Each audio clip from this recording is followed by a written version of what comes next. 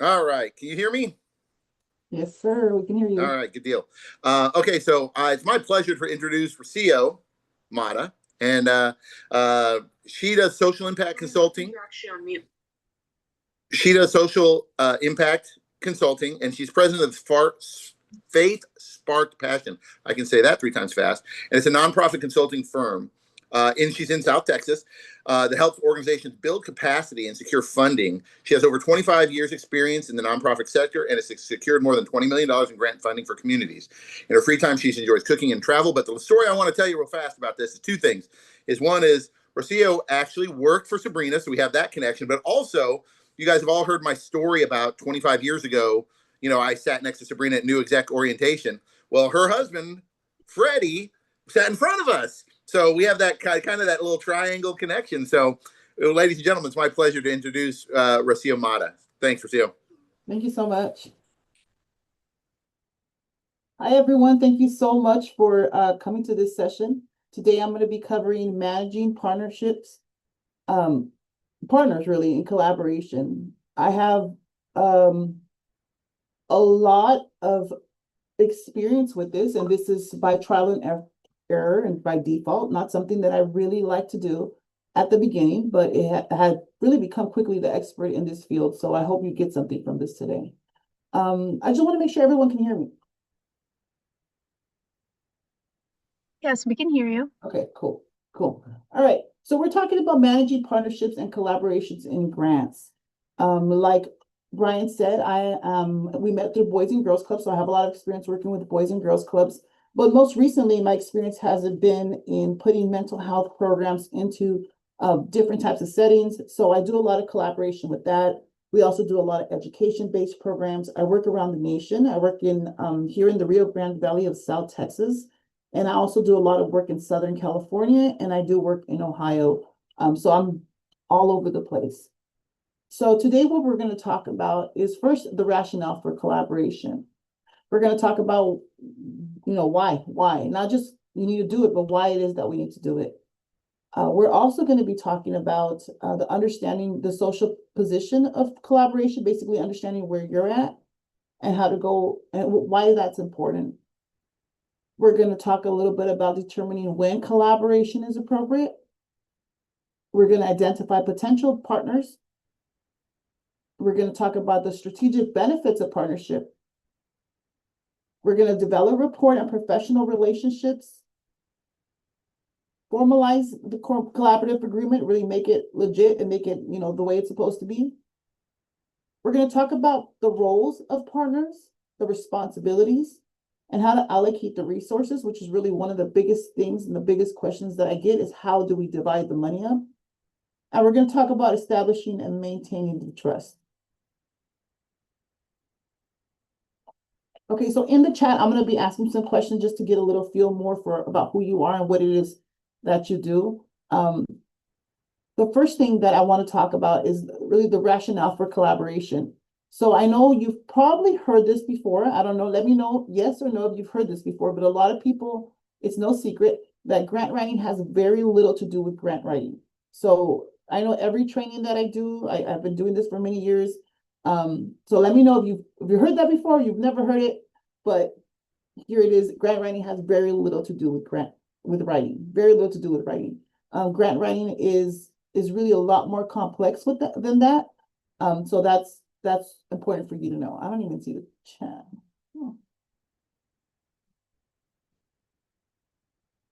Hold on.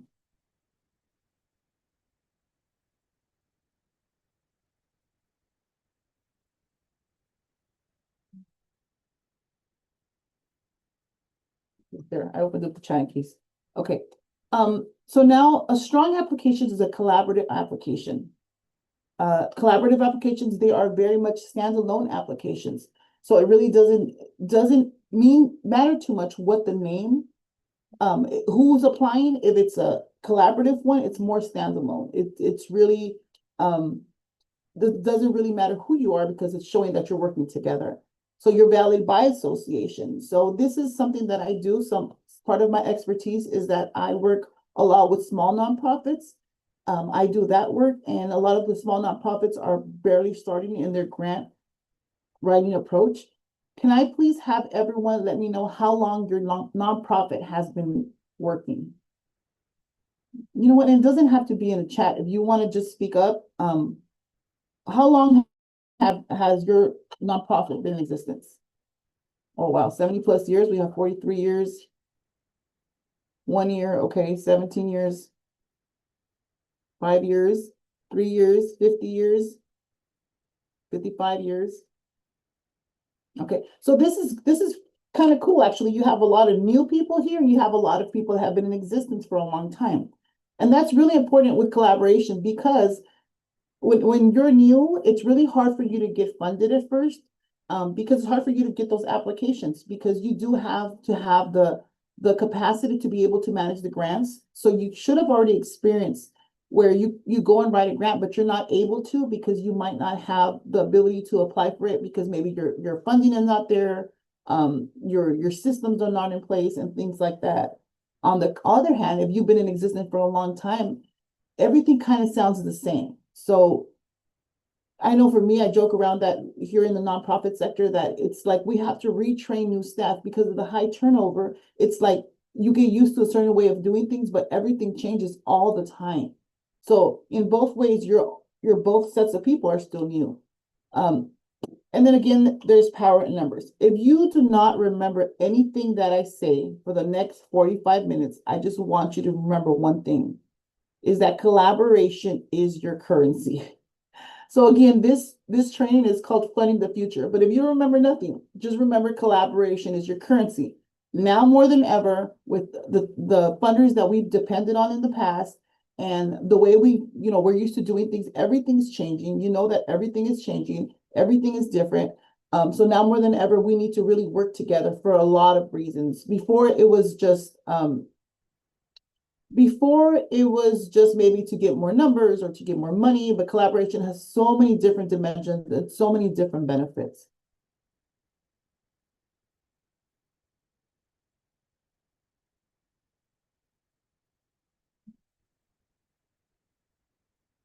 Okay, and I like this quote here that basically says, we're not outnumbered, we're out organized. So basically the organization, when you put the things together, not only with grant writing, but any type of social change. If I am a professional grant writer, I do not like that title because that's not what I'm about. I'm about making change. So when it comes to making change and you view your organization in that type of way, it's very different. It takes a different thing. So again, we're not outnumbered, we're out organized. Systems don't change because they should. So you're not going to get funded because it's the right thing. You're not going to get funded because you have a really good, I mean, you are obviously if you have a really good program, but how do I say this nicely? The funders are not going to care about that. They're going to care about what you could put and what you can show in your application. So organization, collaboration is so important. Again, if you don't remember anything, it's that collaboration is your currency.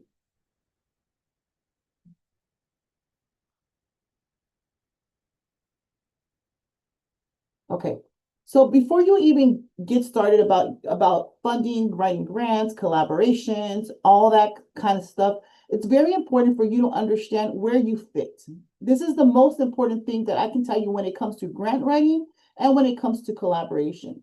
You got to understand in the social position within the broader, your social position within a broader context. Where do you fit in? Remember, grant writing, the nonprofit sector in general, it's about social change. It's about making a difference. That's probably why you're here. That's probably why you're passionate. That's probably why you continue to do what you do. I'm sure that if we start talking and you tell me about the work that you do, I'm 100% sure you can go on and on and on. And I love the nonprofit sector for that. We used to call it the elevator speech. I don't know, we still call it that, but when you have a quick, few minutes, an elevator ride to tell people about what it is you do, a lot of people are here because their services have really impacted them, or they know the effect and how it could benefit other people. So we know that that's the case. So where do you fit? you got to understand your social position within a broader context. Again, it's social impact versus grants for your organization. So it's important for you align your work to the broader social issues. So I put this graphic here, but because I like it, it was cool. It's like something that we do in class with kids, and it shows like how you fit. So if there's you, then there's your organization, right? Well, here it says me, my home, my town, my country, my continent, my planet, my playing space. So in the same way, to understand, you need to understand, your organization, right? Your community, and then maybe your state, your country, and really the global aspect of it too. But if you're able to look at your organization like this, I know this is like very simple, wording, but if you're able to look at your organization like this, it's like the whole world's going to open up for you. So the question you need to ask yourself is, where do you fit, right?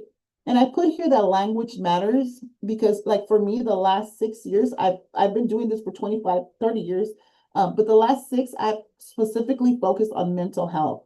And in the terms of mental health, I have to understand the language, make sure that my language is aligning with the language that the funders are using and the professionals are using. Because not only are the funders using the same language, but in the same way, sometimes the reviewers are experts in the field, so they're using that same language that matters. So you need to find out what are your keywords that they're peer accepted words, that is basically saying this is my social issue. And you have to also understand that language. So for mental health, if you use the word if you use anything like if you're using different interventions. If you're talking about people, you're saying clients. So those type of things, which might seem kind of small, make big difference. Also, like I know for example, for boys and girls clubs, their kids are called club members, right? So if you're doing a mental health grant, you tend to say club members, but no, it's clients because you're doing mental health. So you have to understand if it's a Department of Ed grant, you're going to say school age children, or you're going to use students, so that language really, really matters.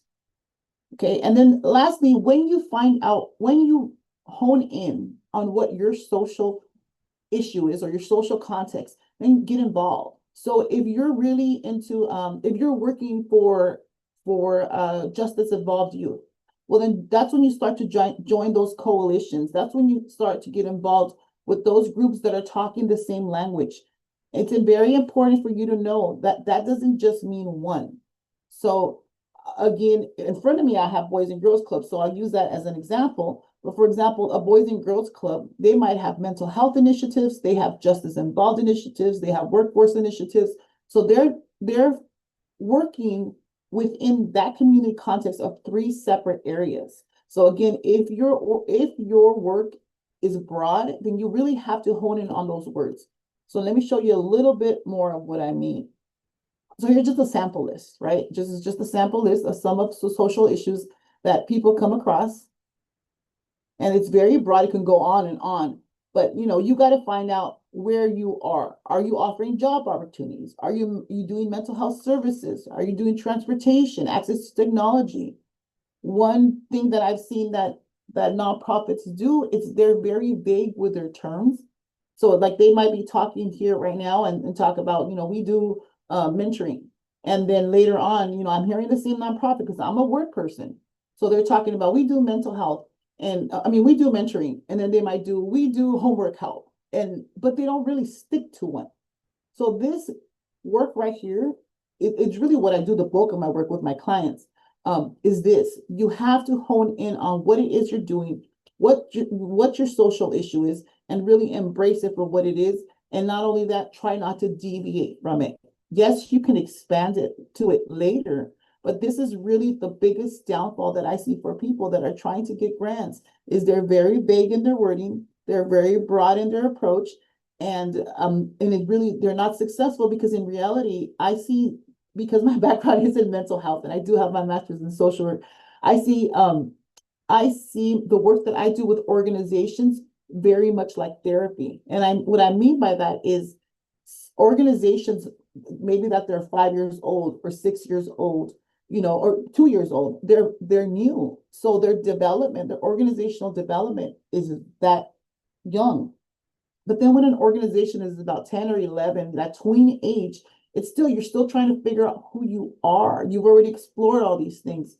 So be open-minded and being able to be flexible and change to understand who you really are. That's why strategic plans are very important. It's very important for you to know what you are within and you're going to stick to that for the next 2 years. Again, this is the challenge. Before we even get to collaborations, you really have to understand this. So then I have work for y'all. Can I please see in the chat if you could put 1 or 2 social issues that really cover your organization?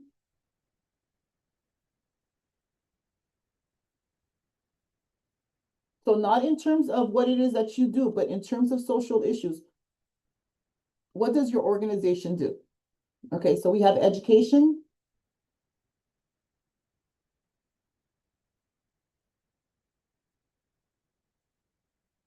Okay, adolescent mental health, pediatric mental and physical health care, good.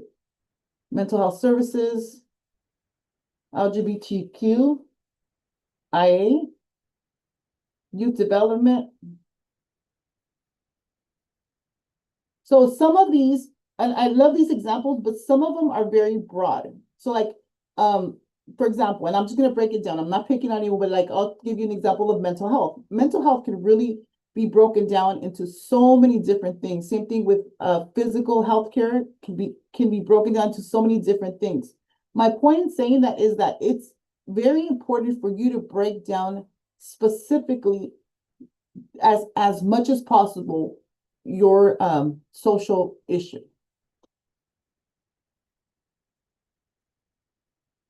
Hold on. Can you guys still see my slides?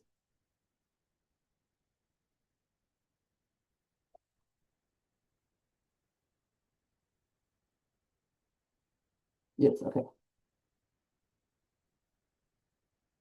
Okay.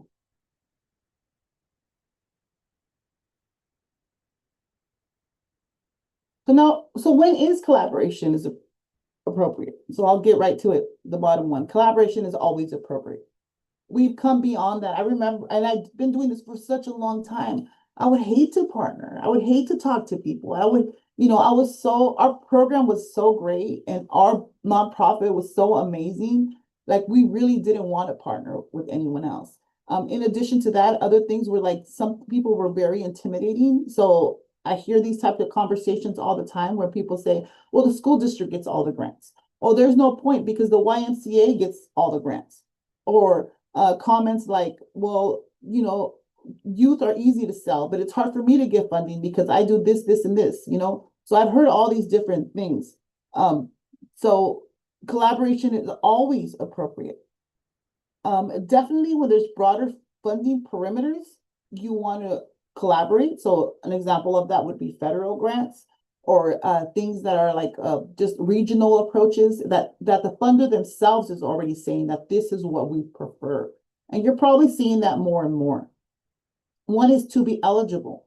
So I know for one of the projects that I'm working on right now, they are doing a career and opportunity center. They're doing workforce development. But in order to get, we're in Texas for this project. So for Texas Workforce Commission, in order to get funded, more than likely you have to be one of 2 things. You have to be an LEA, which is a local education agency, or you have to be a vocational school. So in order to do that, this agency has to go get their certification in order to do that. Well, they might or might not want to do that.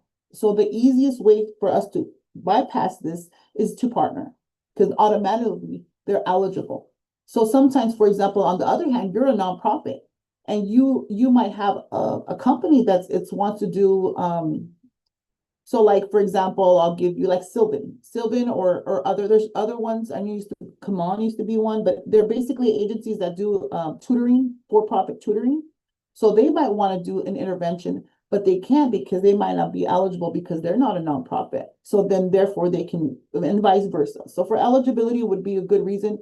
Another thing is sometimes you might come across a grant and you think it's a really good fit and you really like it, but it might not work for you because you're not eligible. Well, here's your loophole. So here is your loophole. There's no reason why you should not ever be able to get a grant you don't want, or pursue a grant get a grant that you want or pursue a grant that you want, because these are your loopholes. And this is the best way that I can put it. Hold on, I'm sorry.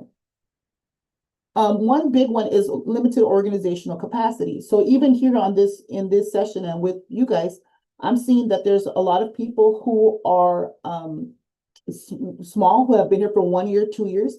And I'm sure for the person that's been having an organization for 1 year or 2 years, it's very overwhelming. This is news to some.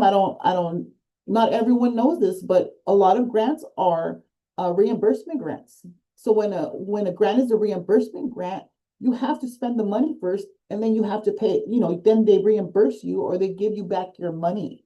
So in that case, if you are a 1 year new organization, you probably don't have any money. Unless someone has given you a bunch of money, you probably don't have any money. So basically that's one way to expand that capacity, because you can get behind an organization who already has that money. You might not have your books in order. So you might not have, be able to show a profit and loss, and you might not be able to show your 990s, but the capacity of another organization might be greater than yours. Another reason is because maybe the experience is not there. So maybe you want to do a program, but you want to put a mental health component, and you want to put professional mental health staff in play, but your organization does not want to hire new positions. So rarely does someone want to do add full-time positions. And if that's not an issue for you, I kind of want to let you know that you need to really consider if you're using new positions, because of course, once you fund that position, or once you start a new full-time position, you have to sustain that position. So most of us should be very slow to do new full-time positions. So those are some examples of the limited organizational capacity and how you can maximize it. I mean, and I can go on and on. I mean, you've got transportation reasons, you've got all these different reasons that basically, if you work together, you can expand that capacity, and it might just be a requirement. So we were working on a youth build grant, and I don't know if you're familiar with youth build, but basically you're doing construction projects. They're being done by youth, and at the end, they have to donate that house or that improvement, and they donate it to the community. Well, in order to do that, obviously, we have the youth, and we want to be able to do this, and we want to teach them this skill, but we don't know what we're doing.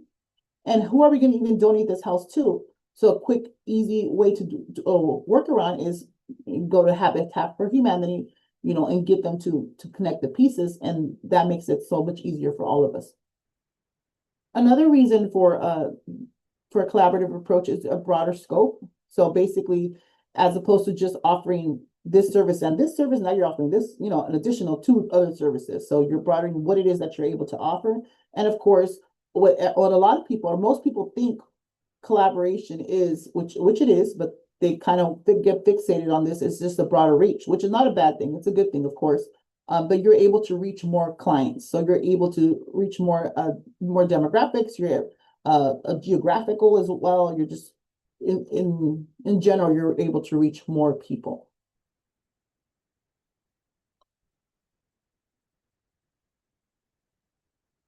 Hold on, I'm sorry.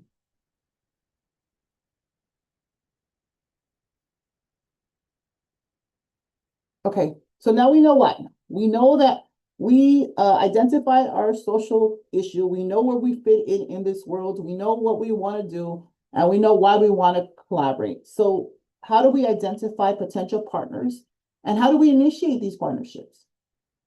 So you do, at the end of the day, do have to like them, but in order to like them, you have to know them. So you have to really think about who it is that you're trying to collaborate with, and why it is you want to collaborate with, and kind of navigate it. But don't be quick to make judgment. In many, many ways, I know this sounds weird, but in many ways, it's kind of like dating. Like, you really have to really get to know someone and really understand it and see if it works. And it might not work, and you might not, choose to pursue it or not. But at the end of the day, you have to like them to some degree. You do. But although there are some grants that really doesn't give you that as an option. So the example that I have a couple. One is a lot of the mental health grants, you have to get a letter of support from your mental health authority. So in that case, whether you like them or not, or they like you or not, you have to figure out a way to get that letter of support. Same thing with workforce grants. You have to be able to get that support. Another thing is like if you guys have councils of governments, there's no way around it. You have to figure out a way to figure that out. So when you don't like them or they feel too far away, the best thing that you can really do is to figure out a workaround. Who does know them? Who do you, it's like association, and there's different techniques for doing this, but basically, okay, maybe I want to partner with the university. It's far away, they're not going to even talk to me, but who do I know that might know them? And then okay, well, maybe that person knows who, and then you got to just go, get off your feet and really do that. And this is a common sense thing. And I know it's silly, but in order to do collaboration, you have to get up. You have to get up out of your chair. I know it sounds, this is silly, but you do have to get up out of your chair and you have to get out. You have to get out, you have to be there, you have to be in people's faces. That's the only way that this is going to work. So even if you say, okay, on Fridays, I'm going to be in the community, I'm going to do this, and this, that's what it is. That's why I mentioned that one of the best things that you can do is to get involved with these organizations that are already working on the same social issues that you're already doing, because then you have that shared passion. You have to also think about ethical considerations. We all know who's been in the news or whatnot, and who has gotten in trouble or whatnot, and we know who we want to be involved with. So ethical considerations is definitely something to consider. What is going to be the greatest benefit to the program or client? So maybe you might not like someone, or you might not want to partner with someone because it's so intimidating, but is it going to benefit my client? At the end of the day, as a nonprofit professional and as a grant writer, your job is to advocate. You're winning these grants. When you put passion on paper, no one will say no. I will say to you that I have never had a no on a grant. The only time I've ever been denied a grant, the only times I have been denied grants, I go back and I rewrite it. I get the money I'm pursuing every single time. Why? Two reasons. Why is because I vested. I know what I'm getting into. I understand the funder. I'm putting in the work. I'm building the collaboration. And if it doesn't get funded, I have this whole collaborative that I can pitch to someone else. You have to see your funder as a part of that collaboration. You're not presenting it to them like, will you fund this? No, it's like, will you join us? Will you join us and be a part of something amazing that we're doing with or without you? But it's this opportunity to allow you to join us and be a part of this, to really combat, youth mental health, or to really combat, opportunities for justice involved youth. When it comes to partnerships, also cast a wide net, invite everyone in. Everyone comes to the table. There's no reason why you shouldn't allow everyone. There's people out there that you're not familiar with their work, and they might be really amazing, or they might not be beneficial in the sense that maybe they're not, they don't have the most services or the most experience, but they might have a lot of time, or they might know someone that you can really benefit from, and vice versa. So I invite you to cast the wide net when it comes to the beginning and you're identifying your potential clients. Also, who is and has been around anyway? So is there organizations that you're already partnering with anyway? Organizations that are already quick to, partner with you. I know for us, we always had there was I think a university extension that I guess they have a grant and they need to meet their numbers. So keep that in mind too. There's people that have grants already that need to beat their numbers. People that are calling you and say, hey, can we bring this program to your kids? And I know for us, it was pestering, okay, knock it off. We don't want to work with you. But if you look at it in a different way, it's okay, well, these are people that are going to give you, they'll be able to partner with you. And even if not, if they bring nothing else to the table, they are bringing you a letter of support on letterhead. So remember what I just said. If they bring nothing else to the table, they're bringing you a letter of support on letterhead that is going to make your application stronger, and you're going to be able to present that to your grant. This is especially true for the small organizations. Again, also be open-minded with this.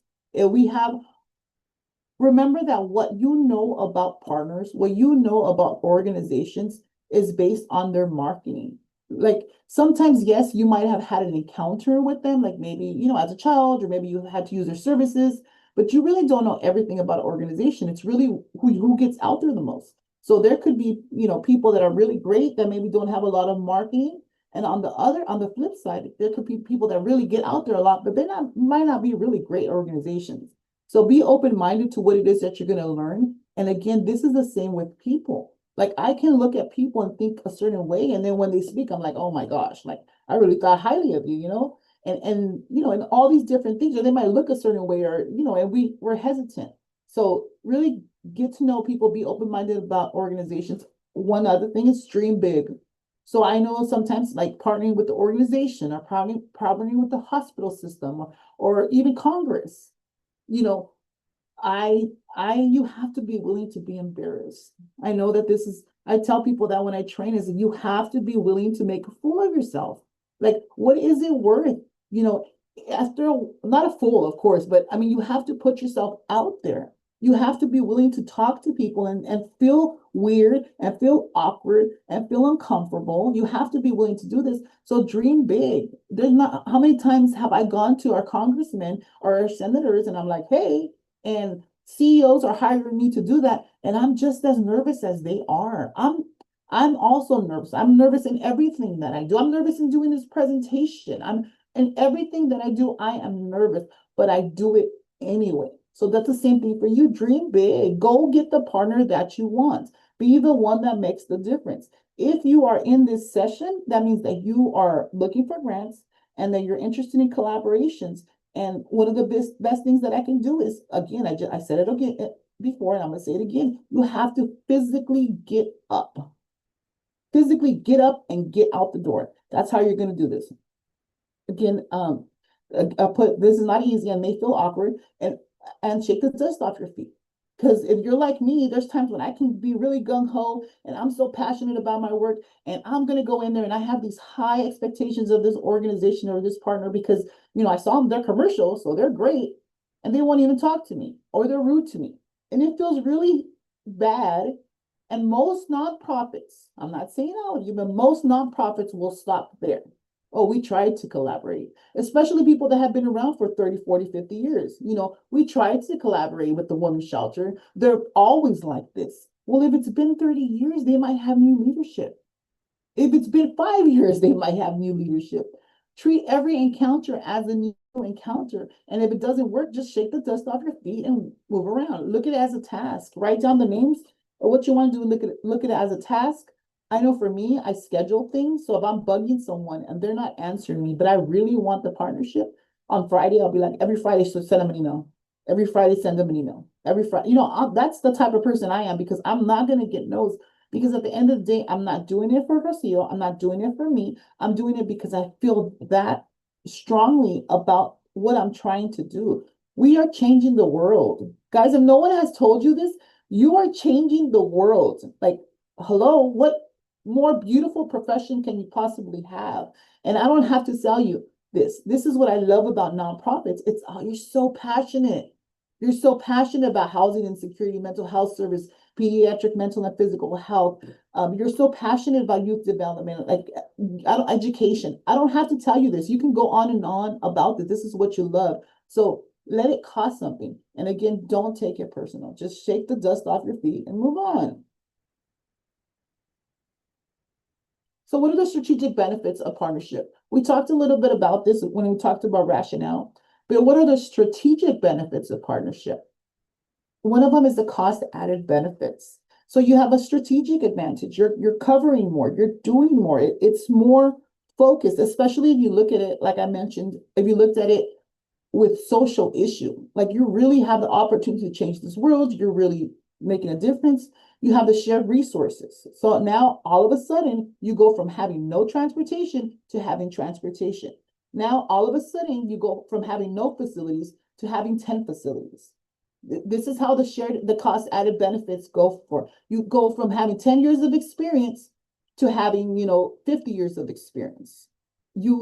By collaborating together, you are going from being able to ask, a lot of times funders put a limit on how much you can ask for.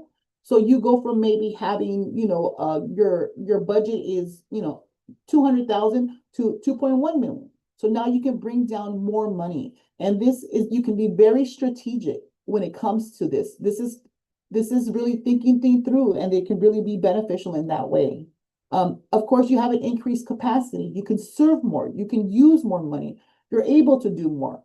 Some people have good like grant teams that they can use. So they have good grant teams. They're able to do that. They have I mean, it goes on and on. All the different benefits that come with you just being able to do this. I just closed that, didn't I? Hold on.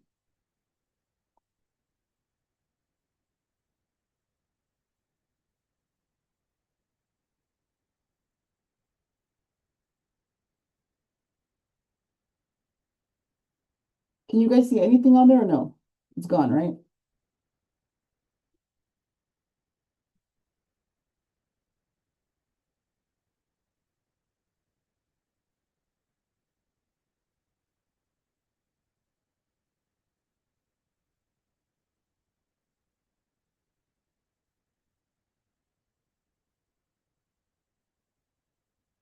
Am I back on? Thank you, Michelle. Michelle, I'm gonna owe you something for all your thumbs up.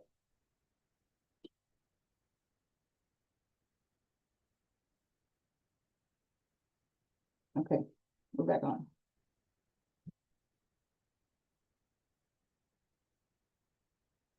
So you can broader scope and broader reach. We talked a little bit about that already. You can definitely be more geographically present. You can reach more people. And then, of course, the big one, we can ask for more money. It will forever baffle me why people don't want to collaborate when they can give 50,000. If they collaborate together, they can get 500,000. It does not make any more sense. It doesn't make any sense to me why someone would not rather pull down 500,000 and get a fifth of that, which is double what they're doing, than doing 50,000 and going at it alone. That just forever will be the greatest mystery for me. Okay, so you need to develop the rapport and the professional relationships with people. And I put this picture here of this man that's been waiting, because that when I was writing that grant that I was telling you, where we needed the letter from the mental health authority, our mental health authority is awesome. The individual is awesome. But what I had to do is I emailed. So this is me. This is me. I'm sharing the game with you. I email them, then I call them and say, hi, did you get my email? Most of the time they might not be available. Then I'll send an email and say, and I'll be like, hey, I'm sorry I missed you or whatever. And again, I schedule this so I don't feel it. Like I just put in my calendar, like follow up on Tuesday, or something like that.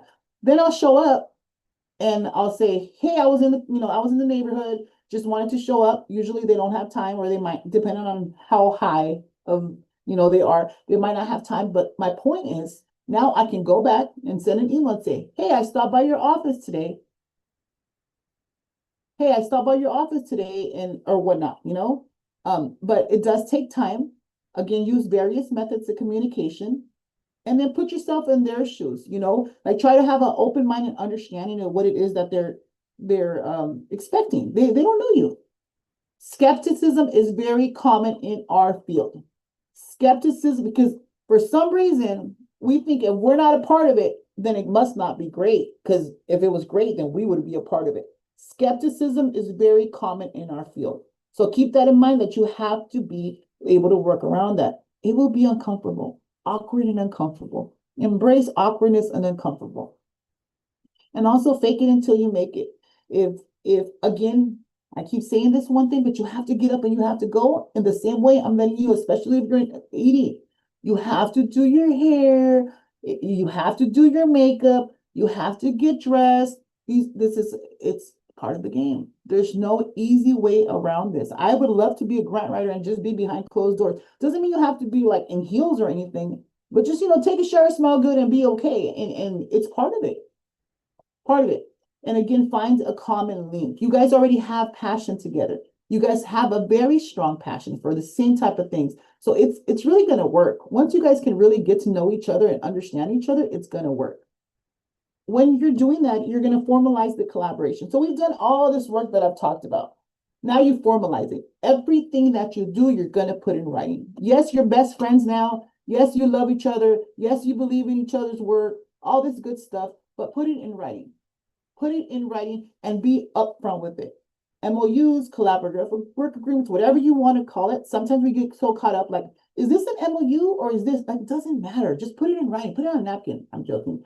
But put it in something where it's a for sure place and make sure the right people are signing this. Meaning if that person, if it's just a, if it's a caseworker, cool, but it needs to be the executive director or if the board is, if whatever the common practice is for the organization, that's who needs to sign it. Create templates for what you need. Don't say, hey, can you send me a letter of support? No, you send them a sample letter of support and say, can you fill this out on your letterhead, please? You're doing the work for them in the same way that you would appreciate someone doing for you. So in other words, you create an MOU and say, hey, can you look at this and see if I missed anything or left anything out? You're doing as much of the work that you need up front and not expecting it. Because if you're sitting there waiting for someone to give you a letter of support, they're not going to. They might care, but they're busy. They're running a nonprofit too. They're running an organization or an agency too. They're not going to do it. You do all the work that you need to do. It's a negotiation process. So be open. Don't be scared to ask. There are no dumb questions. Ask the question. Ask how much. And really, guys, please look at this one. Don't sell yourself short. So just because you're partnering, don't be so anxious for that partnership. You get the money that it really requires for you to run that program. Of course, always be realistic and fair as much as possible. So I'm going to give you, this is just a sample MOU, but it's nothing. But basically here, and this one's, I gave you this one because this is a really basic one. It says, this is between this day, and this is this, and this is lead agency name and the partner. This is what they agree on. This is what you agree on. Well, this is what we both agree on. This is who we sign it. So again, you can Google this nowadays. You can AI it. Like, it's so easy. Slap your logos in here, but make sure everything's completely in writing. And be open about it, but do not sell yourself short. Defining roles, responsibilities, and resource allocation. So this is the biggest question I get is, how do you divide the money? And everyone wants an equal split. When we first doing this, okay, well, there's 5 of us, we're going to divide it by 5. No. You ask for what it is that you need. You might only be doing case managers, so you might not need this. They might be doing actual pediatrician, and that person's going to get paid a lot more than a case manager. It's common sense. So use common sense when you're dividing this money up. Do clear understanding in MOUs. Fiscal agent and overhead costs. Okay, so if you're the fiscal agent or if someone else is the fiscal agent, whatever the practice is, know that they're going to get more money because they're the ones that are going to submit the reports. They're the ones that they're going to run the money. They're the ones that are going to be doing so much more than you can even imagine or want to. Okay, did it take us out? Are we still in there? We're still in here. Okay, let me try to finish because they want us out. So here's a breakdown of one. But see, look at the agencies. They all have different amounts. This one got 79,000. This one got 26. This one got 18. So it just depends on the services that they're providing. I'm going to leave you with this. Be a good partner. So be a good partner. Do what your part is doing. Be ethical and transparent. It's okay not to partner again. But if you do a contract, finish that contract. Finish that contract. Finish your work. Do what it is that you need to do. And again, you don't have to partner again. It doesn't have to happen again. But the world is going to open up to you if you can really grasp this. Again, start by finding your place in the